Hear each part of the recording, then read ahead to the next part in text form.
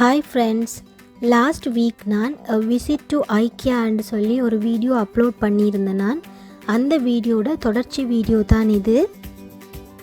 இந்த வீடியோவில் நாங்கள் மார்க்கெட் பிளேஸ் எப்படி இருக்குது என்றும் செல்ஃப் சர்வீஸ் ஏரியாவில் என்னென்ன பொருட்களை நாங்கள் போய் பிக்கப் பண்ணுறது என்றதை பற்றியும் பார்க்கலாம் வாங்க.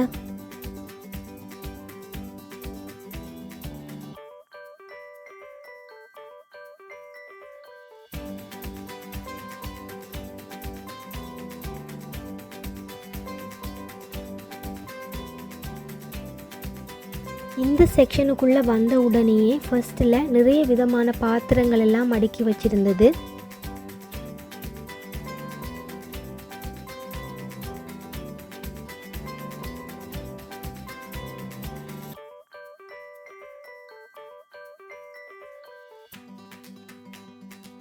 விலைகள் எல்லாமே ரீசனபிளாக இருந்தது. சில ஐட்டங்கள் சேல் போட்டிருந்தது. சேல் போட்ட ஐட்டங்கள் எல்லாம் நல்ல சீப்பாகவே தான் இருந்தது.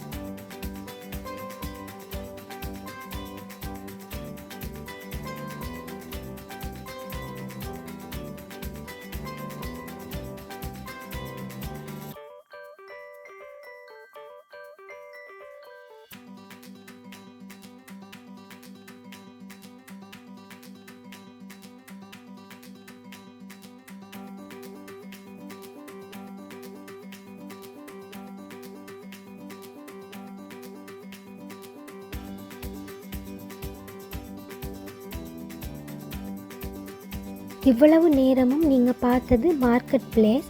இனி நாங்கள் செல்ஃப் சர்வீஸ் ஏரியாக்குள்ளே போவோம். இங்கே பார்த்தீங்கன்னா எல்லா ஐலுக்குமே நம்பர் போட்டிருக்கிறீனும்.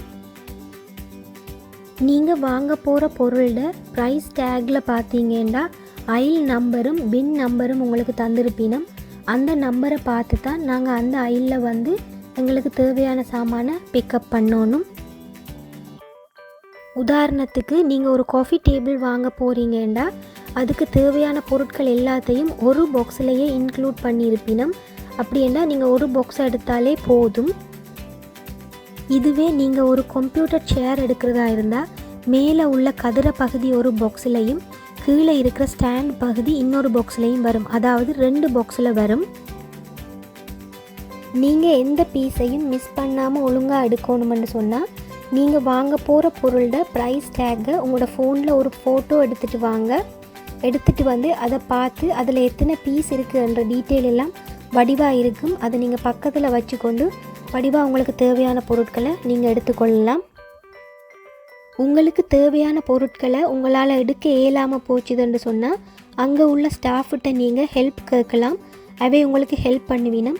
ஆனால் அவைக்கு நீங்கள் ஒரு அமௌண்ட் பே பண்ண வேண்டி வரும் எடுத்து தாரத்துக்காக. உங்களோட காரில் கொண்டு போக இயலாத அளவுக்கு பெரிய பொருட்களாக இருந்ததுன்னு சொன்னால் நீங்கள் ஆர்டர் கொடுத்தீங்கன்னா அவையே உங்களுக்கு டெலிவரி பண்ணுவினும். ஆனால் இதுக்கு டெலிவரி சார்ஜ் இருக்குது.